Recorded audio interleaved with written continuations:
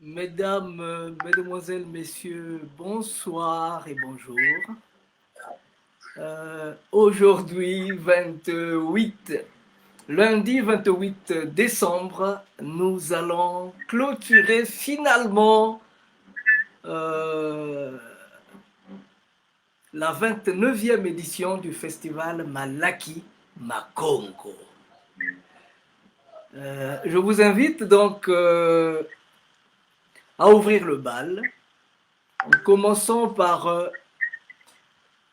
la musique de Malaki Makongo, celle qui ouvre les activités de Malaki Makongo.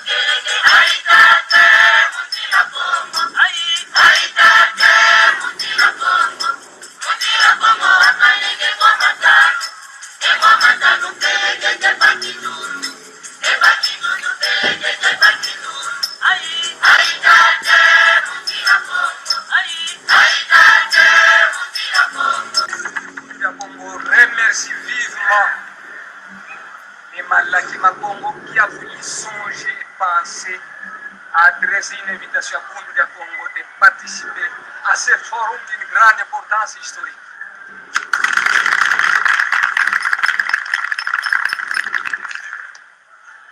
Longia Congo a dit un peuple qui perd sa langue et qui oublie sa culture ressemble à un arbre déraciné, tôt ou tard fanera.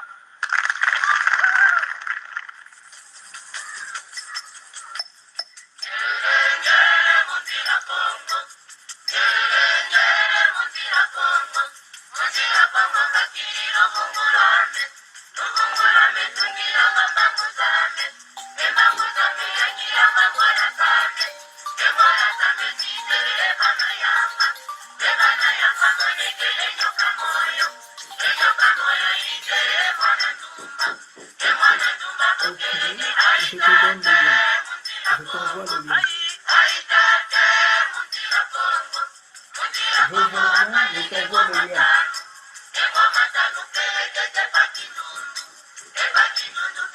Ok, tu as le lien.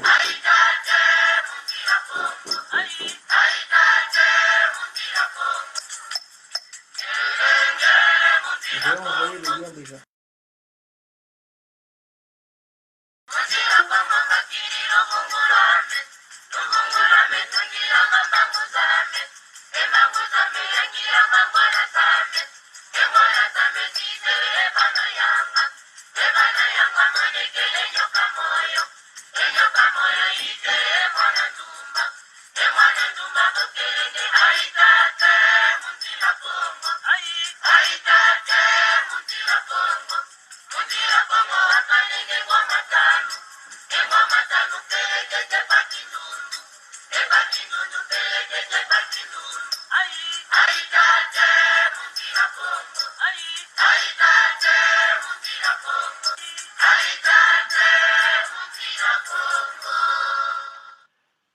Pour votre gouverne, cette musique a conduit le peuple Congo dans son voyage, partant de l'Égypte antique jusqu'au Congo.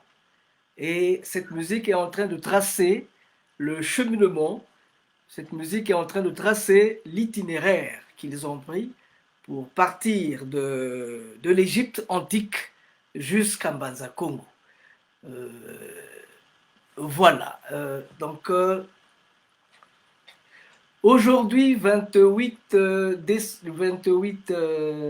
décembre, nous allons clôturer notre festival Malakima Congo, qui est un moment de rencontre, Malakima Congo, qui est un moment de plaisir, un moment de vivre ensemble.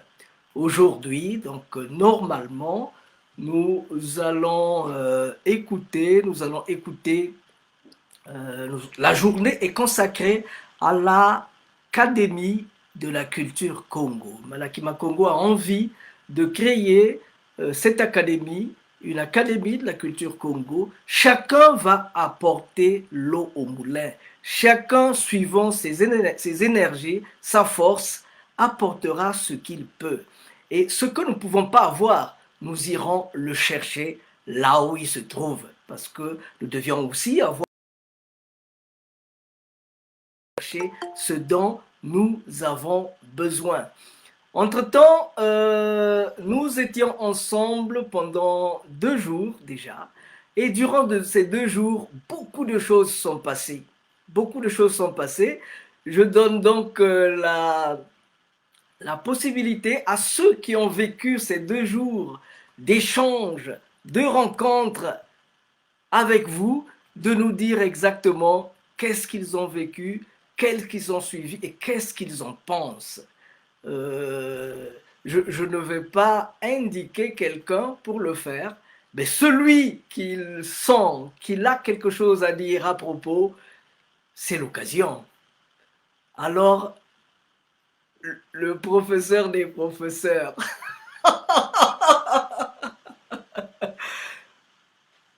à tout seigneur, tout honneur. On vous entend pas, il faut ouvrir le micro. Ouais, c'est vrai que c'est quand même difficile de m'entendre si le micro n'est pas ouvert. Un peu délicat. En tout cas, bonsoir à vous et très très heureux de vous retrouver ce soir.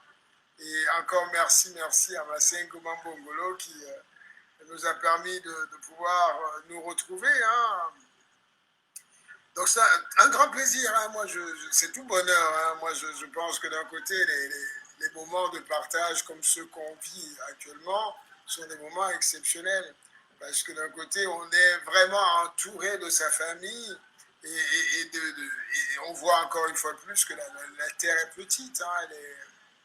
Elle est ce qu'elle est, elle est la mer, mais en même temps, elle nous permet justement de pouvoir la découvrir. Et lorsqu'on se rend compte je dirais, des distances aussi réduites, hein, parce que finalement, on les voit telles qu'on a tendance à se faire peur par le regard qu'on peut porter à la chose, et surtout également par la misère qu'on peut parfois vivre dans nos peuples aussi, parce que finalement, on nous a transposé des images qui ne sont pas les nôtres. Et je pense que nous les véhiculons encore aujourd'hui. Nous sommes en train de nous soigner, hein, on est là ensemble. On se parle, mais on se soigne à chaque instant de vie. Et depuis ces 2 jours, aujourd'hui on est au 3e, mais que de guérison finalement, que de guérison, parce qu'on sait effectivement qu'on se rencontre, qu'on partage, quand on sort de là, on est bonifié, on se dit, bon finalement, on n'est pas aussi fou que ça. Et on se rend toujours compte qu'il y a toujours ce lien qui était mal coupé, cette culpabilité et cette situation à la fois de victime et coupable qu'on a véhiculé aussi pendant des années, quels que soient les endroits où on se trouvait. Parce que finalement, parler de l'esclavage, c'était d'abord une honte pour les vaincus. Et donc on était victime d'avoir été vaincu, d'avoir été trompé, d'avoir été violé. Et ça, c'est quelque chose. Et au-delà de ça, on rentre dans une situation, je pense, je ne connais pas, mais je vois, j'ai rencontré autour de moi certains de mes sœurs, certaines de mes femmes, certaines de mes mères qui ont été justement victimes d'une situation de viol. et la culpabilité que ça peut entraîner, le traumatisme que ça peut entraîner. Et au-delà de ça, c'est-à-dire une succession de violences, finalement, et qu'on a consciemment ou inconsciemment transmis. Hein, et c'est là où la force de l'escroquerie, de la supercherie, de la violence aussi, qui était cette violence permise et véhiculée et qui n'est pas terminée. C'est ça qui est entretenu, en fait. Et c'est ça qui est assez difficile à certains moments donnés, parce que nous sommes tous des êtres tolérants. On nous a élevés avec cette dynamique de nous permettre de dépasser, je dirais, ne pas oublier de pardonner. Mais sauf qu'en fait, finalement, lorsqu'on regarde, lorsqu'on analyse, on doit encore nous transposer, nous maintenir dans une dynamique, effectivement, de constance, veille, en fait. Et c'est ça qui est assez difficile. C'est-à-dire, on a encore déjà à se guérir hein, de cette situation, de ces traumatismes qu'on a. Et on a encore de l'autre côté à travailler pour que l'autre puisse faire... qu'il entreprenne sa propre guérison, parce que finalement l'Occident n'a pas entrepris la guérison. Ils n'ont même pas entrepris de se soigner, en fait. Et c'est ça qui est assez pénible. Et lorsqu'on se rend compte de ce type de situation, on se dit, ben, en fait, on est encore dans un travail de profondeur énorme. Le travail est long, mais il est là aussi avec, je dirais, je dirais, l'heure est là aussi où on se rend compte effectivement qu'on récolte un peu ce travail. Vous imaginez, on prend rien que sans rentrer dans les détails, de Paul Kofi à Marcus Garvey, en passant par Lumumba, de Nkrumah, de Sankara, tous ces êtres finalement, j'en profite pour rendre un peu un petit hommage au grand Rollins qui est parti, qui est rentré aujourd'hui dans le panthéon des ancêtres, et qui nous envoie ces vibrations et qui nous dit à chaque instant, comme Sankara, que bon, finalement, vous devez continuer. Vous devez toujours tenir la tête haute, être là et impulser en fait le changement. Parce que ce changement-là, c'est nous qui l'entretenons, c'est nous. À la fois, on se soigne, mais en même temps, on conçut l'avenir, on conçut le présent et l'avenir. Et je pense que si on est là encore ce soir, si évidemment on a pris justement ce petit instant-là de choisir cet espace pour être là et de partager, c'est parce qu'on sait très bien que de toute façon, il ne faut rien lâcher. Il faut être là, il faut entretenir. Nous sommes les gardiens du monde, en fait. Et je pense qu'on devrait intégrer cette histoire. Nos ancêtres ont reçu les clés. Et ils sont l'alpha et l'oméga. Et on doit les puiser, on doit être ces princesses, ces princes, ces rois en devenir, ou rois tout simplement, et qui doivent veiller sur le monde, qui doivent être là présents, impulser le changement. Nous sommes l'un des continents aujourd'hui, sans oublier les autres également, les plus développés durablement. Nous devons retourner un peu dans nos racines, voir ce qu'il y a à faire. C'est-à-dire qu'aujourd'hui, le développement, quand on en parle, on ne parle plus de développement industriel, on est sorti de là. On est sorti de là. Donc aujourd'hui, l'Afrique a toutes les solutions en fait. C'est-à-dire qu'on arrive à un moment donné où on revient à la source, et la source a toutes les solutions. C'est à nous évidemment de les utiliser et de prendre notre place en fait. Merci encore de ce petit temps de parole que vous m'avez donné. Pour ceux qui évidemment n'étaient pas là, je suis cannois, donc j'habite Cannes depuis une vingtaine d'années. Et comme je disais tantôt, je suis venu suivre en fait mon fils et je suis resté parce que sa mère était de là-bas et puis bon, ça m'a permis aussi de me rendre compte du vide qu'il y avait et en me disant effectivement qu'il était nécessaire de poser les actes, non pas effectivement de rester toujours sur la théorie, mais de poser les actes. Et quand je suis arrivé à Cannes, bon, j'étais déjà un entrepreneur de vie, j'utilise le terme entrepreneur de vie, parce que ça me met en opposition sur une entreprise qui crée de la misère. Donc, c'est peut-être prétentieux de ma part, mais ce n'est pas de la prétention, c'est aussi un constat, parce que nous avons besoin justement d'être des entrepreneurs de vie, et nos ancêtres étaient des entrepreneurs de vie. Donc, à nous également de suivre ce chemin-là, parce que lorsqu'on va entreprendre quelque chose, logiquement, un panafricaniste va demander quand même à ses ancêtres de lui donner évidemment aussi son avis quant à savoir si déjà il accepte que ça se fasse.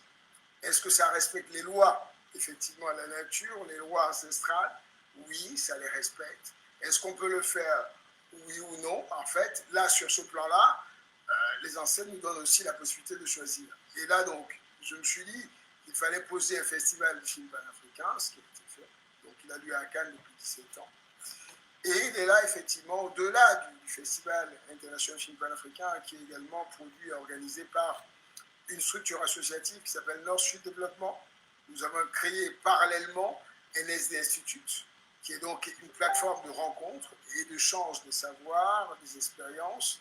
Malaki Makongo est venu nous soutenir, nous a apporté sa force, sa dynamique Congo durant la 20e édition, la 17e pardon, édition de 2020, qui s'est tenue donc à Cannes du 23 au 28 octobre dernier. Et encore une fois plus, nous avons eu encore la chance qui est celle effectivement de nos guides ancestrales qui nous ont permis de nous déplacer là et qui nous a permis effectivement de faire un festival au moment où finalement on est dans une période de crise sanitaire. Donc si ce festival a pu se faire, c'est parce qu'effectivement là encore une fois plus, c'était le moment, les ancêtres le voulaient, nous le voulons également fort, parce que d'un côté ceux qui sont venus au festival auraient pu rester là où ils étaient, hein. Malaki Makongo, Masengo, Mambongolo aurait pu également rester en Italie. Non, il est venu au moment où, en fait, finalement, parce que Cannes, pendant cette période-là, était une exception dans le monde occidental, dans la mesure où, effectivement, la Côte d'Azur, dans sa globalité, qui a justement aussi cette particularité d'être un espace qui est magnifique, il faut le dire aussi, c'est que pendant cette période-là, en fait, on était le seul endroit, la seule province française qui finalement n'était pas sous couvre-feu. Enfin bon, donc effectivement, mais à un jour du festival, on s'est retrouvé dans cette situation. On a donc été obligé de nous adapter. Et encore une fois de plus, je rends grâce à nos ancêtres, je rends grâce également à une jeunesse panafricaine très très réactive qui a su justement relever le défi et de faire en sorte que ce qui devait rentrer dans un étalement avec des programmations jusqu'à minuit s'est retrouvé également raccourci jusqu'à 20h et a pu se réaliser. On a fait un dîner de gala à l'hôtel Martinez qui devait se faire le samedi soir entre 20h et minuit, qui s'est retrouvé donc la même période entre 16h et 20h30. Donc ça, on a réussi à le faire, on l'a fait, on a réussi à vivre un moment qui était un moment exceptionnel, qui était un moment réellement de profondeur d'âme. Et je dirais pour moi que ça a été l'un des plus beaux festivals de film panafricain que j'ai vécu depuis sa création. Parce que, au-delà du fait que naturellement, on a toujours privilégié l'espace âme, profondeur d'âme, rencontre, qui est très importante, sans pour autant taire la qualité. Hein. Donc on essaye de conjuguer avec les codes qui sont les nôtres. Le panafricanisme, et je dirais l'Afrique a inventé le monde contemporain, a inventé le monde finalement, a inventé la beauté. Les codes de la beauté sont les codes africains et on l'oublie. Donc là, encore une fois de plus, on a besoin, on a une obligation qui est celle d'être gardien, mais on a une obligation, une responsabilité également d'impulser le beau. Mais ce beau qui n'est pas un beau bling-bling, qui est un beau profond. Et ça, c'est quelque chose qui est obligé. Et je pense que d'un côté, chez nous, les Sawa, le littoral du Cameroun, voilà, on nous disait toujours une chose simple. Quelle que soit la situation qu'on vit, on doit sortir de ce soi pour un homme habillé de son pagne, donc même si on n'en a qu'un. Celui qui est à côté, en face, n'a pas forcément besoin de savoir les difficultés qu'on vit, ou même, je dirais, même si évidemment on est totalement dans des difficultés énormes, la beauté de la vie, le souffle qu'on a chaque matin qu'on se réveille et qu'on rencontre les autres est déjà en soi une satisfaction. Et on doit se présenter à l'autre toujours dans une dynamique, dans une position évidemment de mise en valeur de ce qu'on est et de ce qu'on est capable. Merci à vous. Ah ben ça, c'est le Big Chief, Monsieur Gangwe Bele. Monsieur Gangwe Bele, c'est le PDG du Festival international du film panafricain de Cannes. Et nous avons été très honorés cette année d'avoir participé à ce grand meeting.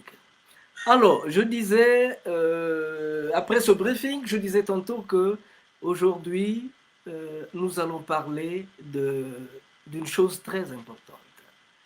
C'est l'Académie de la culture Congo. Parce que nous avons commencé, je viens s'il te plaît, nous avons commencé par présenter les activités culturelles, le bilan des 29 ans de Malakima Congo.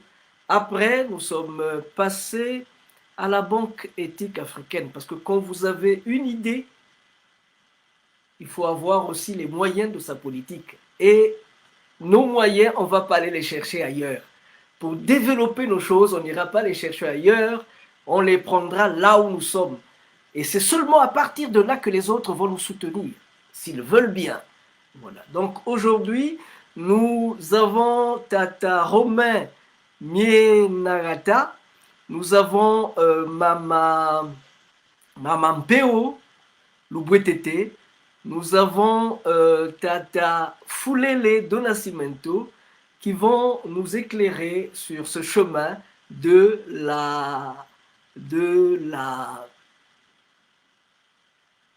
l'Académie Congo. L'Académie Congo. Mais avant de parler de l'Académie Congo, nous allons vous dire, parce que cette académie a un nom, Congo Dialemba. Congo Dialemba. Pourquoi Congo Dialemba? Bientôt nous allons le savoir. Après, nous allons demander à M.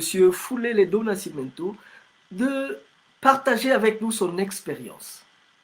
Parce que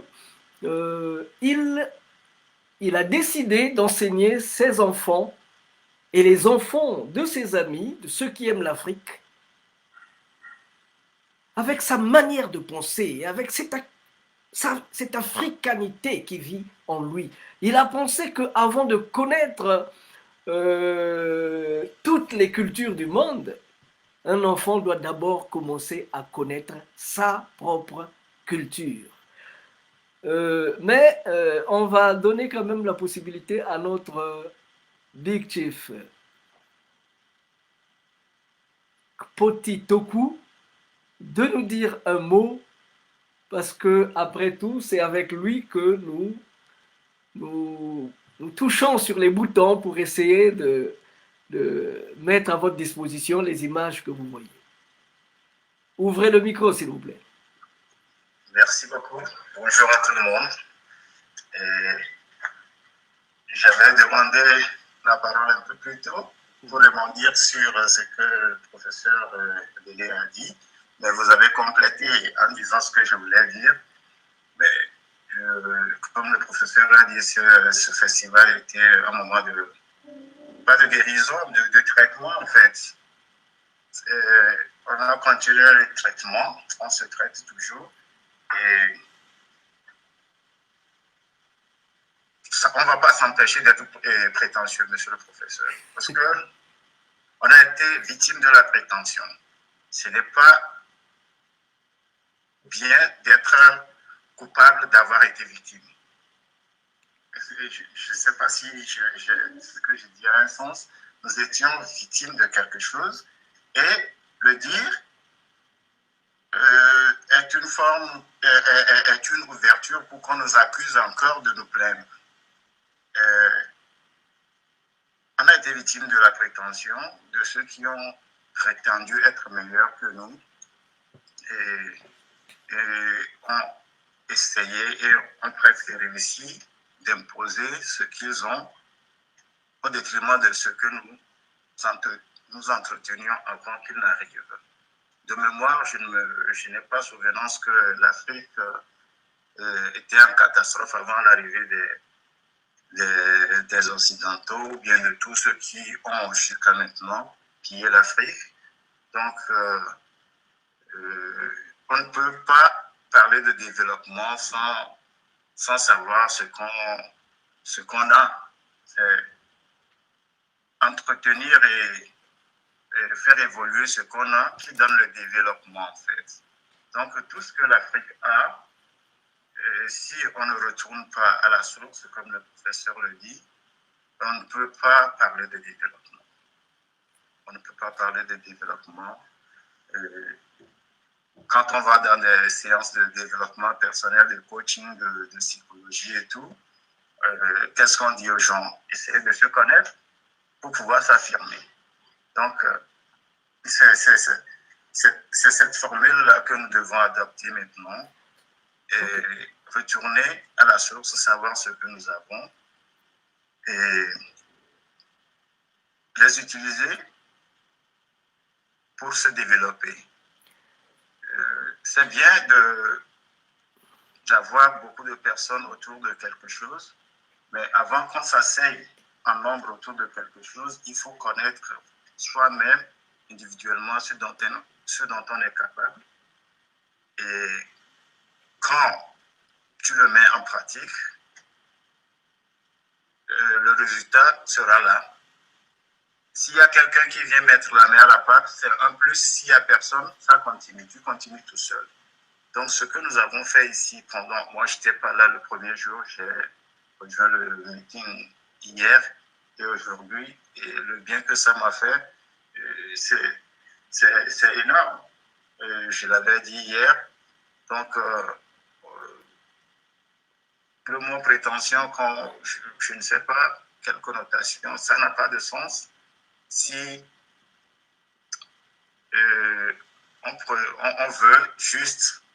on veut juste être nous-mêmes, ce n'est pas prétentieux. Alors, pas prétentieux. Ok. Alors, pour être nous-mêmes, les Congos ont développé une manière de penser, une manière de faire. Et cette manière de faire, c'est l'école de l'administration qu'ils ont mise en place. Cette école mettait ensemble la gestion de la chose publique et la gestion du spirit. Et ils l'ont appelé le Lemba. Le Lemba, pour ceux qui connaissent la lutte des mouvements de libération de Haïti, on l'appelle Petro-Lemba. Petro-Lemba. C'était un homme de Dieu qui s'est retrouvé en esclavage là-bas et il a pris son africanité, son Lemba, il a joint avec toutes les autres connaissances qu'il avait, ça donnait du feu. On va écouter ce que c'est que le Lemba. Après cela, nous allons donner la parole à monsieur Fulele do Nascimento pour qu'il puisse nous aider à partager son expérience avec nous. Écoutons d'abord ce que c'est que le Lemba, s'il vous plaît. J'ai dit Lemba. Lemba, l'éducation ou la formation supérieure dans le royaume Congo. L'éducation ou la formation dans la logique Congo est le fait de s'initier. Et s'initier en langue Congo, c'est pénétrer un système, de suivre les connaisseurs, d'apprendre la discipline du métier, le savoir-faire de la famille. Dans le royaume Congo, l'éducation des jeunes gens était repartie en 3 groupes d'âge de 0 à 7 ans, de 8 à 14 ans et 15 à 21 ans. De 0 à 7 ans, c'est la mère qui aide l'enfant à découvrir le monde environnant et à le comprendre. De 8 à 14 ans, l'enfant, suivant son sexe, commence à suivre ses aînés, sa mère ou son père, au champ, à la pêche, dans la forêt pour la chasse ou la cueillette. De 15 à 21 ans, commence à se spécialiser suivant les capacités qu'il trouve dans son environnement et les performances des uns et des autres. À partir de 21 ans et même 17 ans pour certains, un homme devient responsable sans foyer. Après quelques années, s'il démontrait avoir acquis suffisamment d'expérience et si ses parents sentent qu'il est vaillant. éloquent et qu'il respecte les lois et les coutumes du pays, alors on le soutient pour la grande initiation, celle du Lemba, pour devenir un dirigeant mieux un gestionnaire de la société. Pour cela il fallait être riche et être à même à supporter les exigences de la cérémonie du Lemba. Pendant au moins 6 mois, vous êtes interné pour recevoir une éducation de manière intensive. Qu'est-ce que l'Emba? L'Emba est l'une des vieilles écoles d'initiation que fréquentaient les Bakongo de l'Emba. Kinkimba, Welo, Kimpasi, cependant celle-ci était la plus importante de toutes.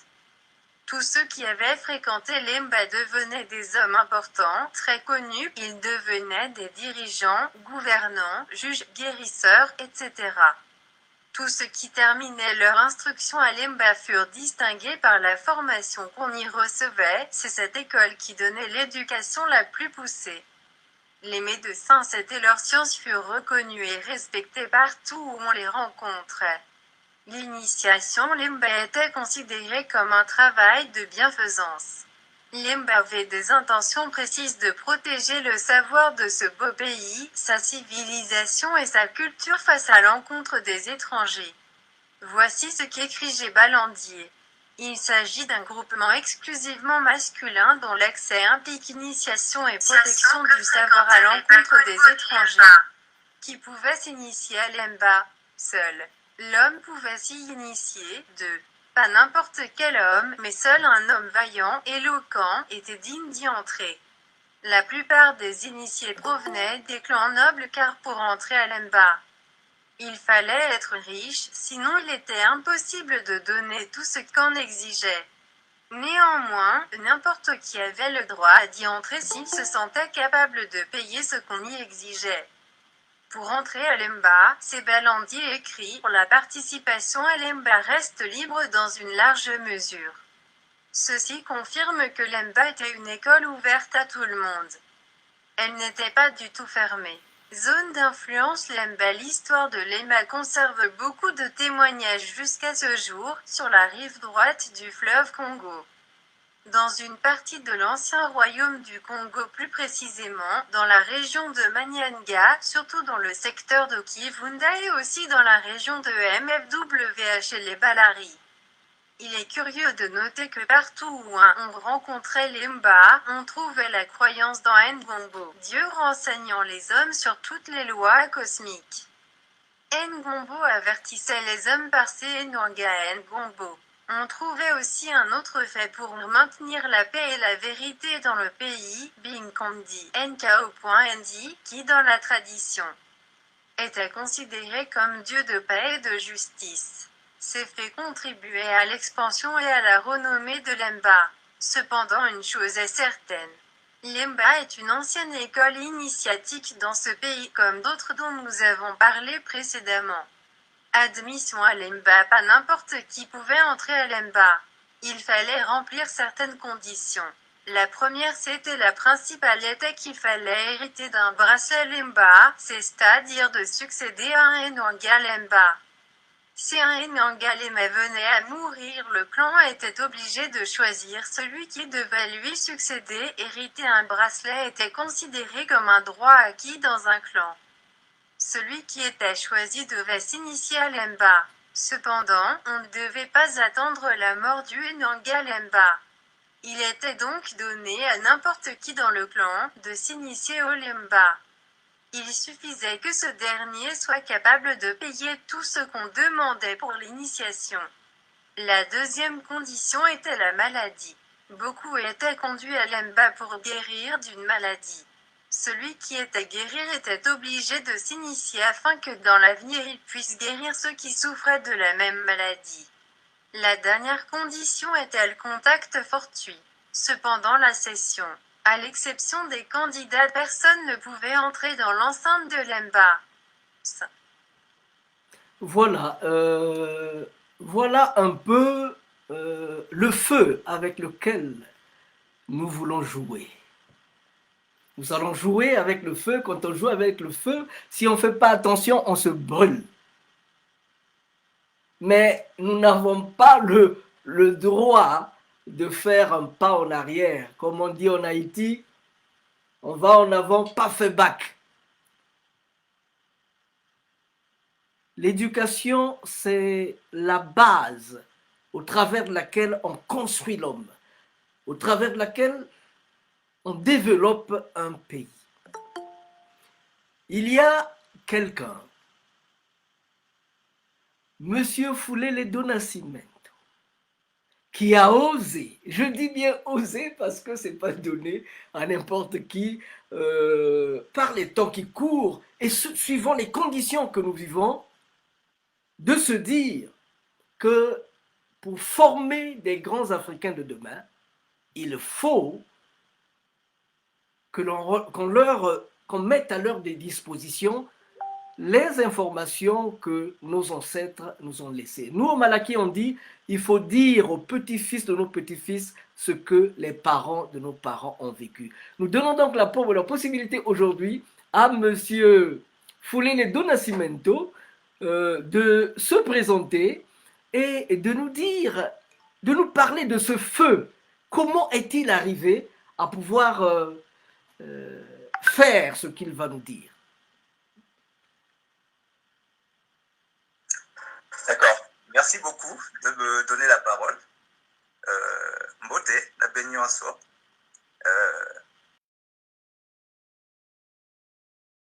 Présenter mes condoléances à la famille de notre grand frère Rocha. J'ai eu l'occasion quelquefois d'échanger avec lui via Facebook, etc. En tout cas, c'est une nouvelle qui m'a énormément attristé. Je présente les condoléances et comme on dit, suivre le chemin et rejoindre les ancêtres. Je suis bien heureux de prendre la parole après que tu aies parlé du Lemba. Et je dirais des sciences du Lemba. Parce qu'effectivement, le Lemba... Bon. Évidemment, il faut dire que M. Rochanefouani nous a quittés il y a une semaine. Il a été co-organisateur avec moi du Congrès des Congo qui a eu lieu en 2013.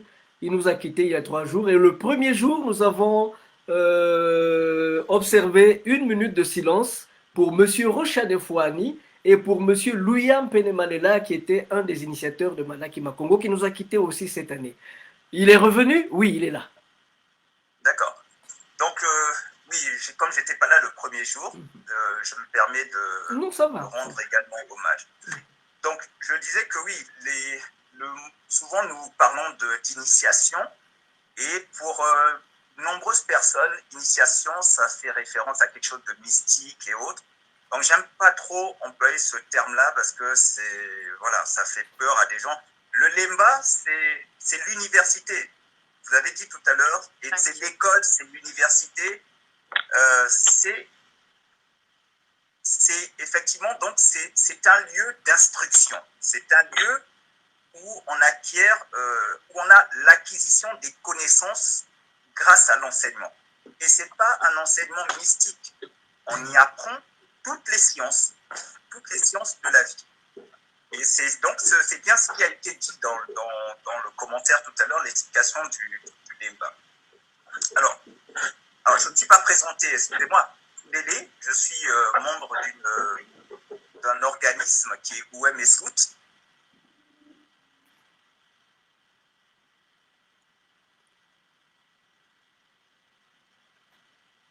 Monsieur Fulele est... Oh non, il n'est pas parti au Cabinda quand même, il est là avec nous. Parce qu'il est originaire du Cabinda. Donc, pour accompagner ce qu'il disait, jusqu'à ce qu'il revienne, le Lemba, c'est un espace de formation. Quand vous êtes allé à l'école, quand vous avez atteint, si vous êtes médecin ou je ne sais quoi, il faut aller entrer au Lemba, qu'on vous apprenne à rentrer en contact avec le monde du jour et le monde de la nuit. Pendant 6 mois, vous apprenez tout ce que l'on n'apprend pas à gauche et à droite. Et quand vous sortez de là, tout le monde vous reconnaît. êtes sorti de l'ENA, alors tout le monde vous reconnaît. Il est là, il n'est pas là, il n'est pas encore là. Tout le monde vous reconnaît et c'est ça la force du Limba. Dans la culture Congo, les choses ne transcendent pas, c'est pas de la transcendance. Si les gens disent que nous disons je connais donc je suis, tu es revenu, allez, on y va. La voix, ouvre la voix mon cher, ouvre le micro. Ok, là vous m'entendez mieux? Oui, ça va. D'accord. Bon, je suis membre de Ouemessou. Nous luttons contre les armes de domination, de la colonisation et tout son apport. Et ça passe forcément par l'école, donc l'éducation.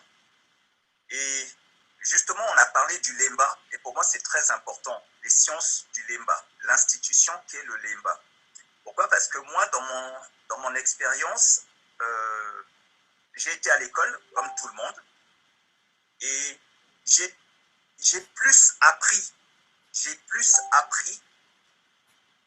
j'ai davantage appris à travers mes propres recherches, mais c'est quand justement je me suis rapproché de ma culture, de mes traditions, et c'est là où j'ai commencé vraiment à m'élever, tant sur le plan spirituel que même sur le plan intellectuel, encore que le spirituel et l'intellectuel, dans notre civilisation, c'est pas distinct. Et je reviens sur l'éducation. Souvent, l'éducation et l'instruction. L'instruction, souvent, on pense que c'est... aujourd'hui, on parle souvent d'éducation scolaire.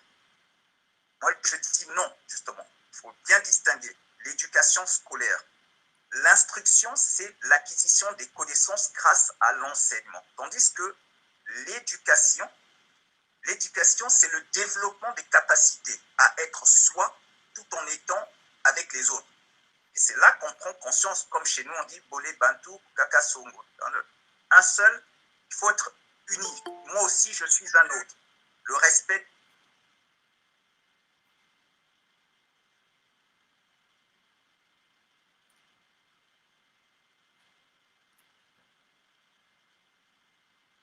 Ben, il va revenir. Entre-temps, nous avons notre cher ami Miguel Angel Avila Nazareno. C'est le grand homme de la culture, le grand homme de la culture de l'Équateur. Nous connaissons depuis 2004 quand nous étions en Équateur. Il est revenu? Non, pas encore. Nous avons ici une grande dame qui se présentera quand le moment sera venu. On attend encore que notre cher Fulele do Nascimento revienne à la surface pour continuer. Sûrement qu'il le fera bientôt. Entre-temps, il s'est éclipsé. Mamampeo. Mboteza.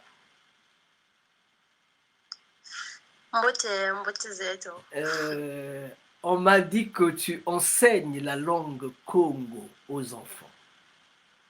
Vrai ou faux? Pas spécialement aux enfants, mais c'est pour tout le monde, toute personne qui voudrait apprendre. Voilà, donc après Monsieur Donacimento Fulele, on vous passera la parole pour nous parler de votre expérience avant d'entendre Monsieur Romain Nienagata.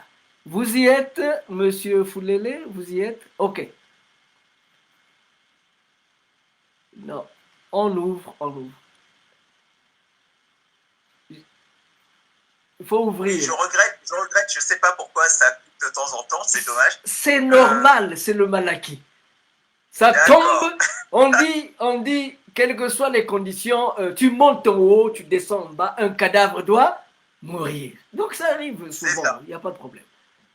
Donc voilà, moi j'ai fait le choix, j'ai sorti mes enfants alors comme on dit, l'éducation scolaire, Je les ai sortis de là et j'ai préféré éduquer mes enfants à la maison. Je ne dis pas que c'est chose facile. Il faut avoir le temps, la disponibilité. Je ne suis pas en train de dire que c'est une chose facile. En tout cas, c'est un droit. Nous avons le Mais droit. vous êtes où d'abord? Vous êtes au Cabinda? Vous êtes où? Vous vivez où? Justement, c'est parce que je vis en France que Voilà. je le fais.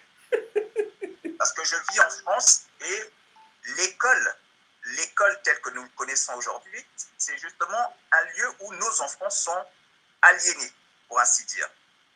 Moi, j'ai souhaité contrôler l'instruction de mes enfants. Donc, j'ai souhaité faire l'instruction à la maison. Il faut savoir que ici en France, c'est l'école qui est obligatoire et non l'instruction. L'instruction, on peut la donner où l'on veut. Et c'est quoi l'instruction? C'est apprendre à l'enfant à compter, à écrire, à lire. Point. Donc mes enfants, ils suivent l'école à la maison, je les instruis, et ils passent des examens en candidat libre. Donc il n'y a aucun souci à ce niveau. Le problème aujourd'hui, c'est que on a justement, le mot est là, on parle d'éducation scolaire. Ça, c'est un tort. C'est pour ça que nos enfants, c'est-à-dire que c'est fort, hein. On prépare quoi? On prépare nos enfants à devenir des salariés. Mais il ne faut pas oublier que chercher l'origine du mot salarié, on n'est pas loin de l'esclave. Parce qu'en fait, regardez ce qui se passe. Le Covid nous l'a prouvé. Pendant que les enfants sont à l'école, c'est l'école qui se charge non pas que de l'instruction, mais de l'éducation également de nos enfants. Les parents sont au travail et n'ont pas le temps d'éduquer les enfants.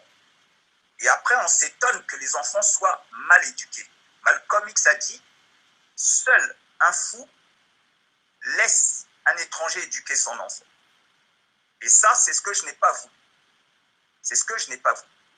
Donc, j'ai sorti les enfants de là, et en fait, je les ai fait rentrer dans le lemba, parce que je leur ai appris les valeurs de notre tradition, de notre coutume, l'histoire et aussi la généalogie, parce qu'il faut qu'ils connaissent qui ils sont, d'où ils viennent, qui sont leurs grands-parents. Donc, on a travaillé avec ça, j'ai travaillé cela. Maintenant, ils vivent dans un pays qui est la France. Ils doivent aussi connaître le pays dans lequel ils vivent, le pays hôte. Donc, ils ont appris, mais ils n'apprennent pas que la France est le pays qui m'a apporté la civilisation. Ils apprennent également. Donc, c'est vraiment, comme on dit, l'acquisition des connaissances, mais pas des connaissances qui les aliènent. Donc, moi, mon combat, ça a été ça. Et je ne dis pas que mon choix, il est facile. D'abord, j'invite, c'est ce qu'on appelle l'instruction famille, beaucoup le font ici. Il faut être deux pour ça. Parce que, justement, on est dans une société, il faut pouvoir, c'est pas facile. Il y en a un qui travaille, et peut-être que l'autre peut rester à la maison, s'occuper justement de cette partie de l'instruction. Ça peut être la femme, ça peut être aussi l'homme. Il n'y a pas de problème avec ça. Je ne suis pas dans un problème de... Celui qui peut, il reste à la maison. Celui qui peut aller travailler, il travaille. Mais il est bon que l'on contrôle l'éducation de nos enfants. C'est très important.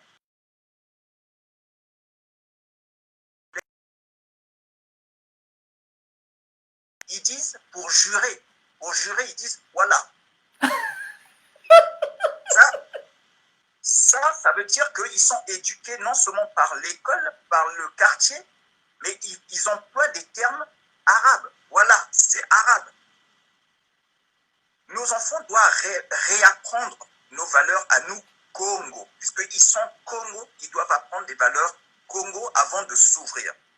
Dans le Lemba, on n'apprend pas à se fermer à l'autre. Puisque je viens de dire tout de suite que j'ai dit, Bolé Bantou, vous connaissez la suite. Donc, c'est-à-dire que l'autre, c'est un autre moi-même. Mais avant que je puisse considérer l'autre comme un autre moi-même, il faut d'abord que je me connaisse moi-même. Je ne peux pas reconnaître l'autre, je ne peux pas me reconnaître à travers l'autre si moi-même je ne me connais pas. Et c'est le cas de nos enfants aujourd'hui. C'est ce qui fait que nos enfants, et ça c'est pareil pour nos politiciens. Aujourd'hui, ils travaillent pour les autres. Ils ne travaillent même pas pour nous. Pourquoi? Justement parce qu'ils se reconnaissent à travers l'autre et non pas à travers eux-mêmes. Donc, ils travaillent pour l'autre. Donc, vraiment, moi, je suis très content d'évoquer cette partie de moi à travers l'introduction du Lemba. Et je rappelle que moi, j'estime que ce que je fais, c'est entrer dans mes enfants dans les sciences du Lemba. Parce que le Lemba, c'est l'acquisition des connaissances grâce à l'enseignement. Mais c'est un enseignement qui est forgé d'abord par nos fondements à nous, avant de s'ouvrir aux connaissances extérieures. D'abord, nos fondements à nous. Et pour ça, je m'entoure. Je m'entoure parce que je ne connais pas tout. Le grand frère Massengo, j'en apprends de lui, j'écoute des fois ses lives. Je discute beaucoup avec le grand...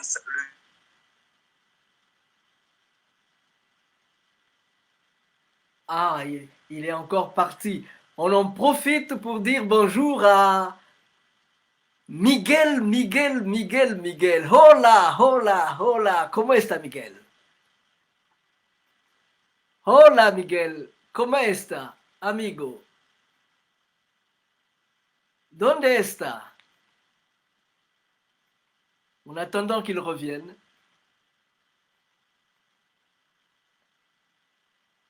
Apri il micro, scusi.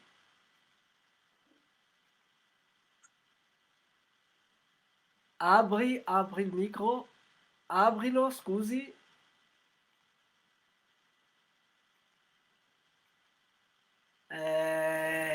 Se non apri io non posso fare niente. Dove aprire il micro? Saludos, me apri il micro. Try to open the phone, my dear. Can you open the phone?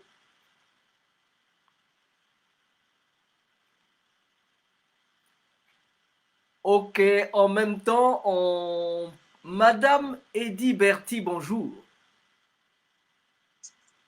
En attendant qu'il revienne. Madame Eddy Berti, bonjour. Bonsoir. Bonsoir à vous. Bonsoir. Et... Ce que j'entends, Pardon? C'est très intéressant ce que j'entends depuis le début. Il n'y a que mes oreilles là. Et vous êtes où là? Vous êtes où? Moi, je suis en France, à Nice.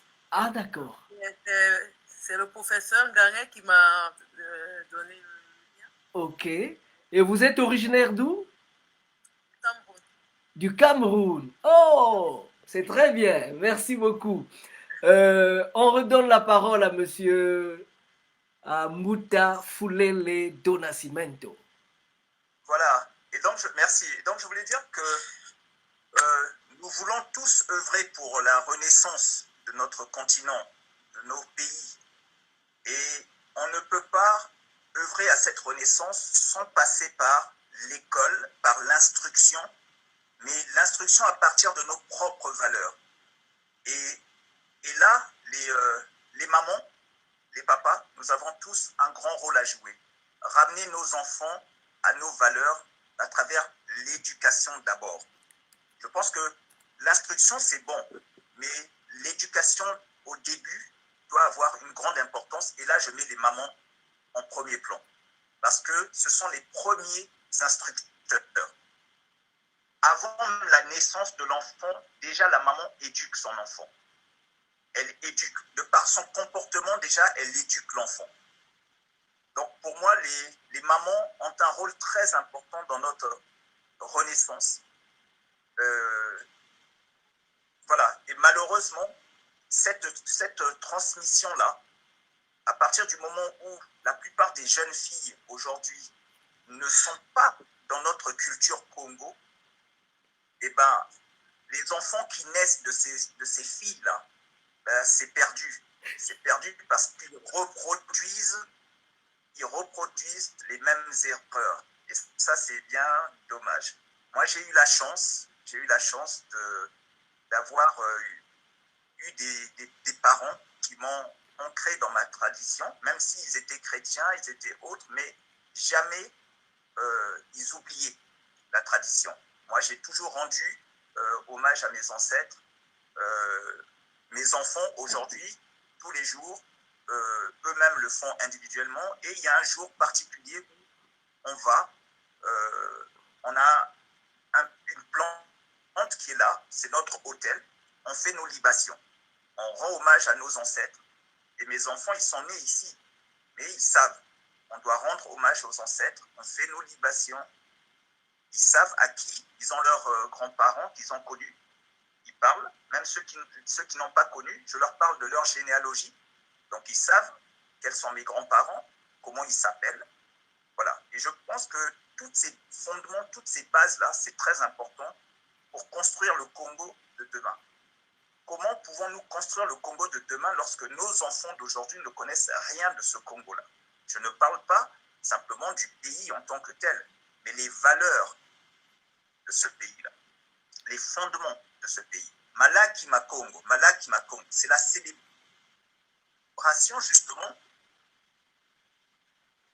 des grands hommes qui ont fondé le Congo. C'est ça, Malaki Makongo. C'est les grands hommes qui ont fondé ce pays. Il faut célébrer. C'est ça notre éducation justement. Il faut qu'on commence déjà par ça, par le Malaki des Congo. Voilà ce que je peux déjà dire sur le rôle. Je disais l'instruction comme vecteur d'émancipation. L'instruction, oui, mais à condition qu'il y ait une base au niveau de l'éducation. Et la base au niveau de l'éducation, c'est ce que les mamans d'abord vont apporter culturellement aux enfants, et les papas qui... Voilà. Donc, les bases, c'est ce que les mamans apportent et ce que, après, les papas complètent. Voilà un peu, en 2 mots, je pense, pour résumer sa pensée, ce que l'on voulait dire.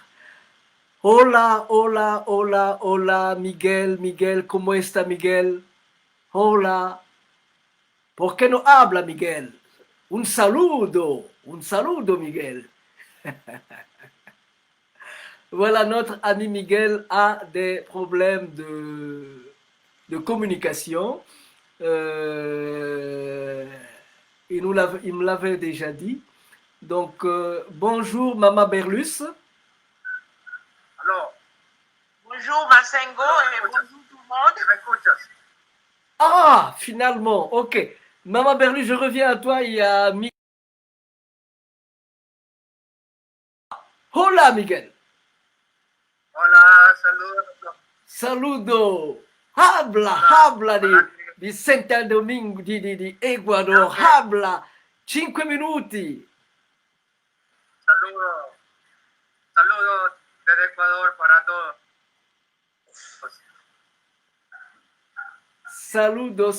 Saludo. Ok. Puoi parlarsi, può hablarsi di la comunità afro-ecuadoriana, quello che state facendo, le vostre cose, il movimento.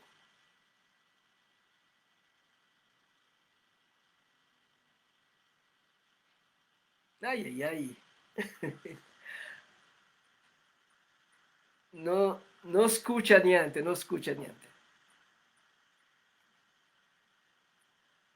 Voilà, abbiamo un problema di comunicazione.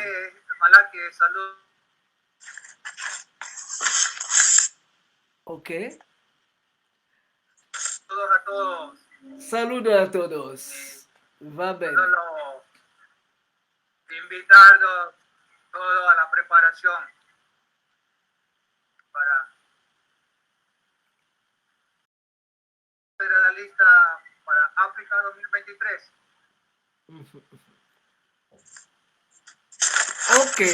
Ok. Donc, il y a le congrès de la Fédération des Africains qui est en train d'être organisé. Et en Amérique du Sud, Monsieur Miguel Angel est l'un des piliers.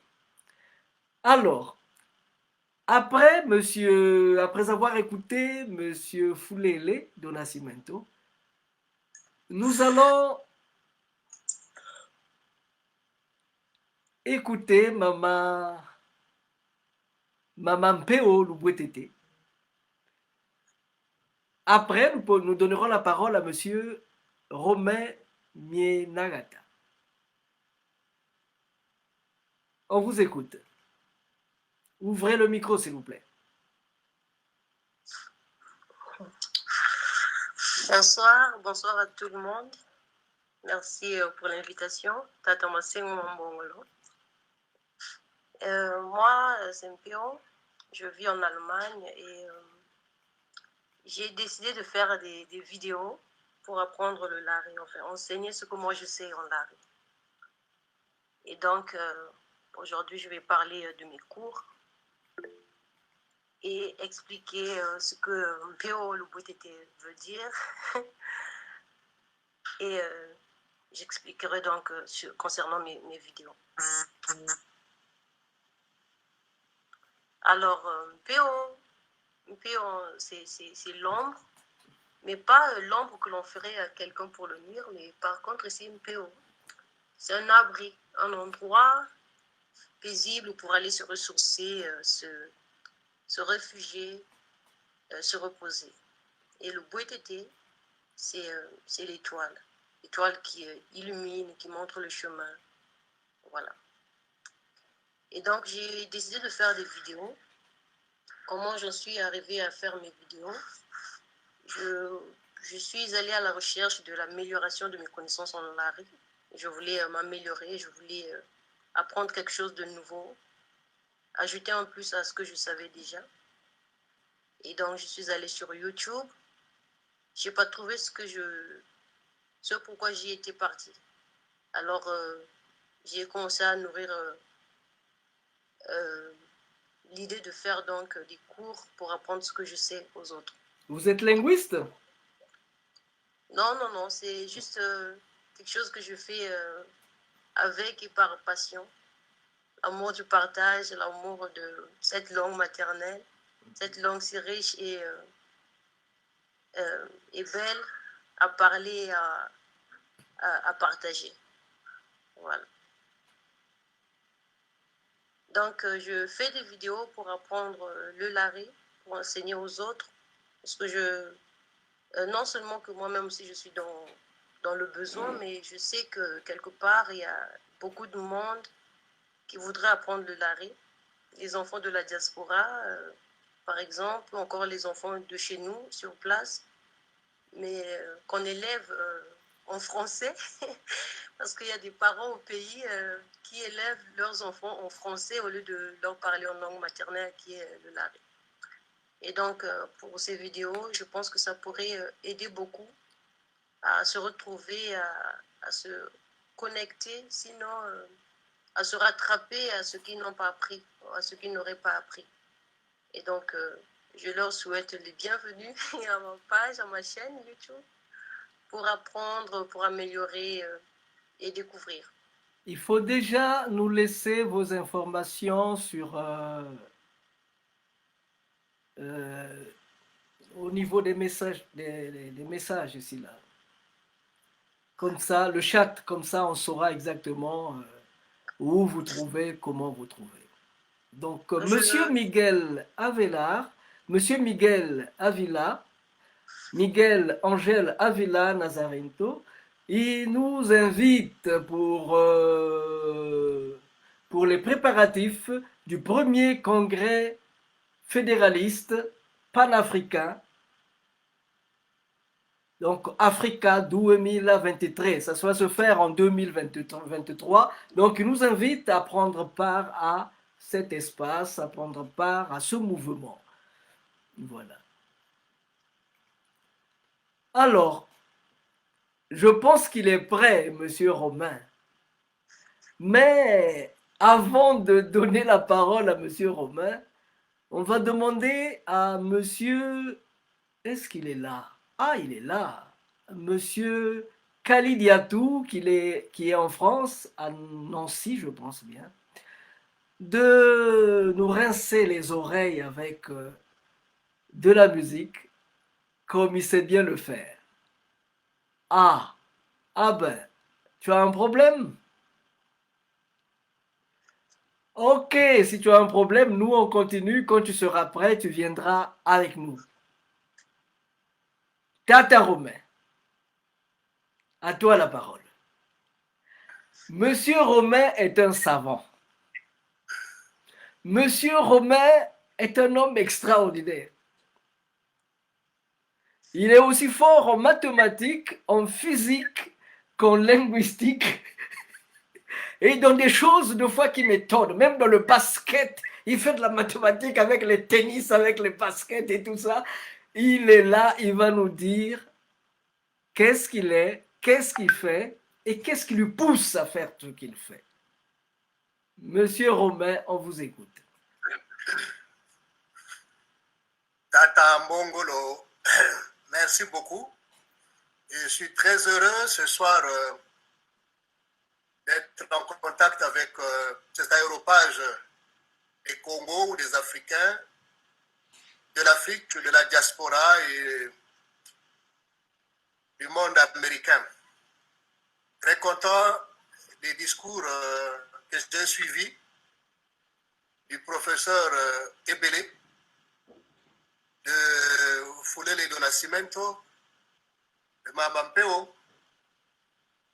Et pour le thème que j'ai à développer, en fait, ce sont eux qui ont mis le socle. Ils ont mis la base pour cette académie qui nécessairement doit maintenant se développer et apporter, créer l'homme pour lequel j'ai passé plus de 30 ans à trouver les structures de sa naissance. Il y a ceux qui n'ont pas été là. Je suis Romain-Pierre Minahata, arrière-petit-fils de Masungama Mukambo, un combattant avec André Grenard Matsua, déporté pour avoir refusé de payer les 3 francs. Il est mort au Tchad et enterré à N'Djamena. De formation, j'ai fait un bac C et puis j'ai étudié les sciences économiques. Arrivé là, au lieu d'aller préparer un doctorat, je me suis dit, comment est-ce que les Blancs là font pour faire ce qu'ils font? Et donc, je me suis mis à une autre école, comme Fulele do Nascimento. Non pas celle d'étudier ou de disserter sur ce que les Américains ou les Français ont écrit, mais de savoir comment eux, ils ont fait ces choses-là. Et il a fallu user de beaucoup de sagesse, de beaucoup de stratégies pour ne pas être compris. Et comme l'on dit, disent les Indiens, eh bien, celui qui lèche les pieds du maître finit par avoir le secret du maître. Donc nous avons fait cela et on a fini par avoir le secret du maître. Et nous nous sommes retirés pour revenir à nous-mêmes. Et la conclusion, oui, de ce que M. Mbongo est en train de montrer, la conclusion de tout ce parcours, c'est le livre Théorie sur la création scientifique ou comment devenir un savant. Et ça a surpris beaucoup de gens. Ça a surpris beaucoup de gens. Et pour devenir un savant, ce n'est pas un secret. Pour devenir un savant, il est bien dit qu'il faut développer les avenues de la connaissance intuitive. C'est pour tomber au thème d'aujourd'hui,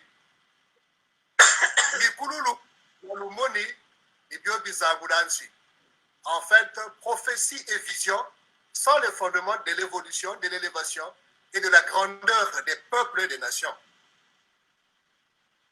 Les Blancs sont arrivés à Congo-Totela, en Angola. Les Blancs ont coopéré avec nos ancêtres pendant plus de 4 siècles. Après qu'ils nous aient connus, trouvé notre manière d'être, eh bien, ils avaient compris qu'ils ne nous étaient pas supérieurs, qu'il fallait détruire une chose. Et ce qu'il fallait détruire, ce n'était pas la religion, mais mettre une foi négative pour marcher sur quelque chose qui faisait la puissance. du Congo, je peux dire. Et cette puissance s'est retirée. Le Mikululu, la prophétie, c'est retirer la vision. C'est très simple. Lorsque Jésus arrive à la fin de sa vie, il dit, je ne fais rien que je ne vois faire par le Père. Ce que je vous dis, c'est ce que j'ai entendu auprès du Père. Voilà. Deux choses. Je ne fais rien, sinon que ce que je vois faire par le Père. Donc j'ai toujours dit à certains de mes élèves que j'ai eu au lycée que cet homme n'était pas intelligent, qu'il vivait en paix, mais lorsqu'il fallait faire quelque chose, eh bien, il levait les yeux au ciel et il voyait ce qu'il fallait faire. Donc, il n'est pas répétitif.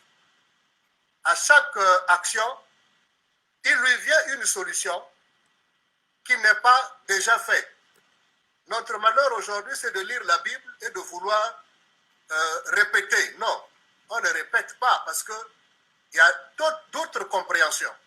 Tout à l'heure, quand j'étais en train de me préparer, j'ai dit, mais voilà, mais Dieu est irrationnel. De qui est venu l'homme le plus sage du monde? Mais c'est de la femme dont David avait tué le mari. Mais David n'est pas allé en enfer. Il a pris cette femme et au deuxième enfant qui est resté vivant est né Salomon, le plus sage du monde. Alors que l'autre devrait payer pour aller en enfer.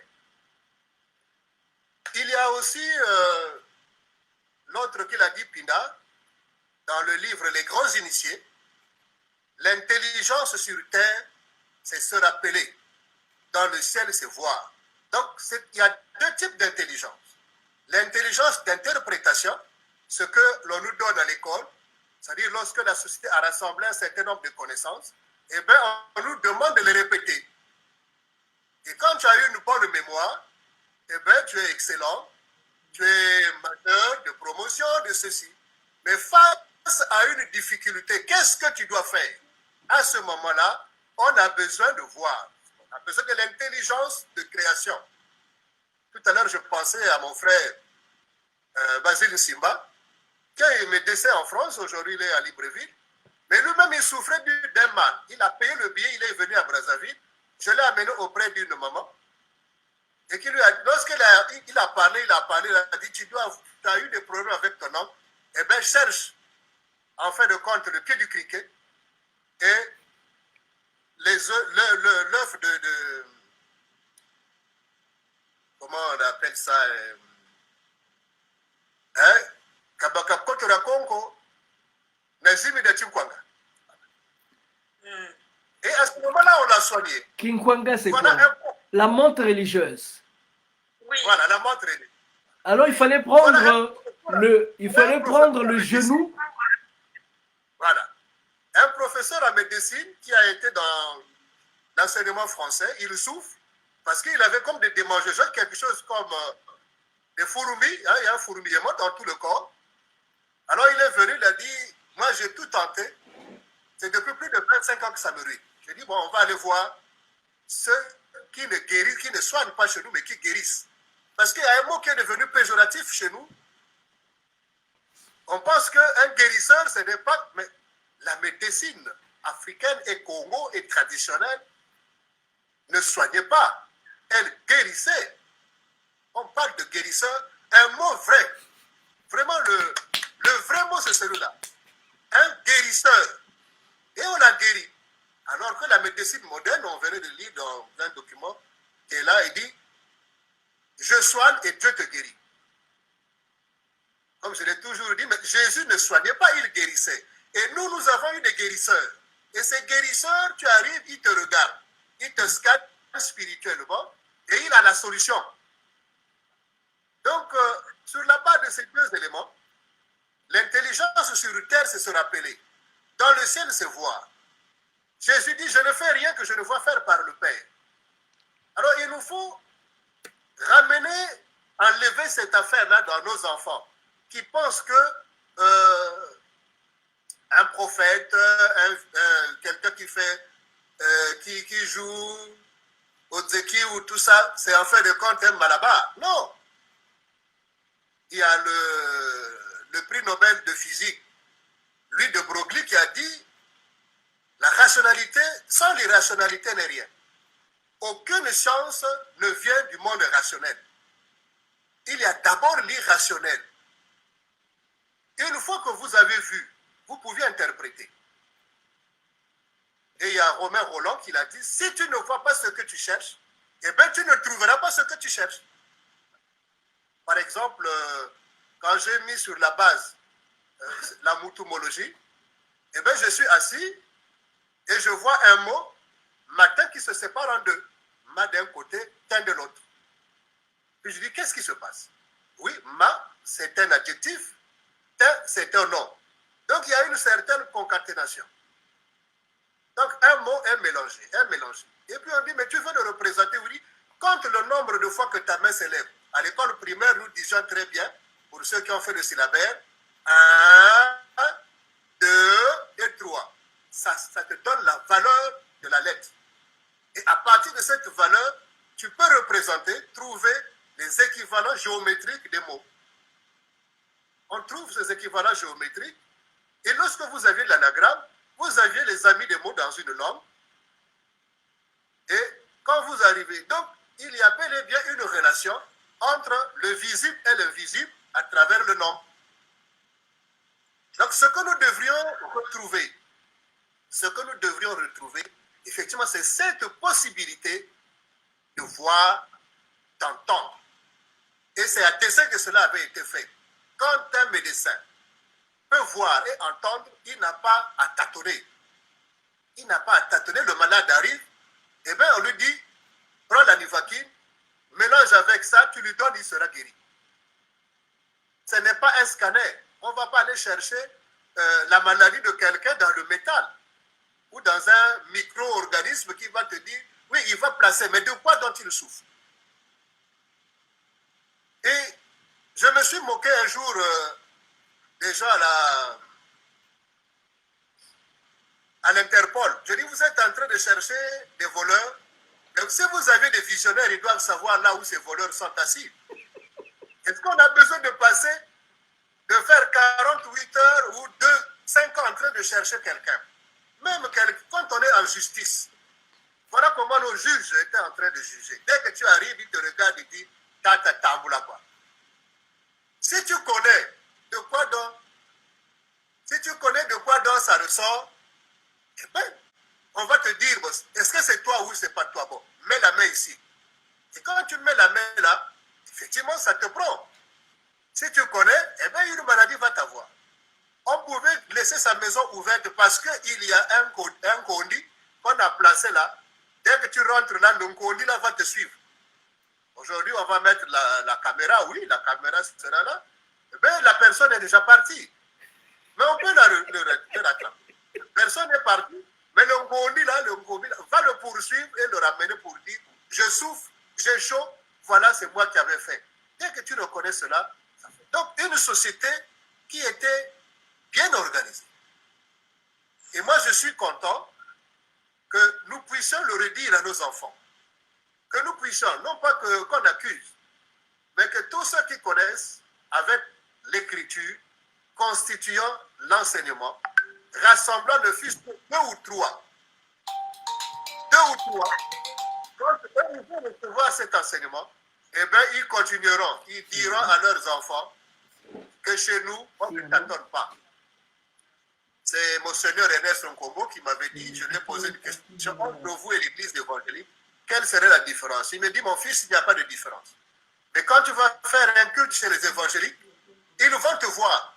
Il y aura toujours une maman dans l'assemblée qui viendra te dire, Monseigneur ou papa, tu n'as pas bien dirigé. Dieu n'était pas avec toi. Et chez nous, les catholiques, quelqu'un suit sa messe et puis il est parti. J'avais compris que cette faculté était importante. Cette faculté était importante. Et cette faculté dont certaines églises veulent détruire ou sur quoi ils veulent marcher, mais c'est ça que Saint Paul a dit, fouillant bien les textes dans Éphésiens, je ne connais pas quel chapitre, il dit de tous les dons, de toutes les grâces, cherchez le don de prophétie. Parce que celui qui prophétise édifie. Tu peux soigner, tu peux faire ceci. Mais Comment tu vas dire à quelqu'un que c'est toi? Aujourd'hui, on ne critique pas. On ne dit jamais à quelqu'un que tu fais mal.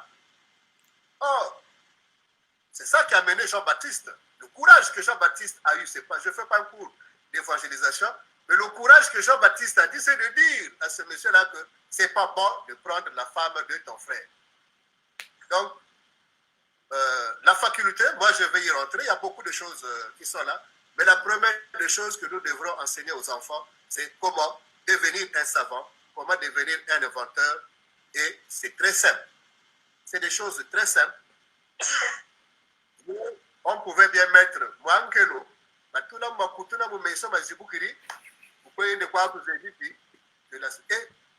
les démons n'aiment pas ça. Les démons n'aiment pas qu'on les voie pour qu'ils fassent tout ce qu'ils veulent faire. Merci Tata Foulé les Donacimento, Mapeo. Il y a la grammaire Larry que je vais vouloir bien t'envoyer. Et puis le livre, le Larry et le français, perception, expression des choses et des idées, pour que tu sois fier d'enseigner le Larry dans ton milieu.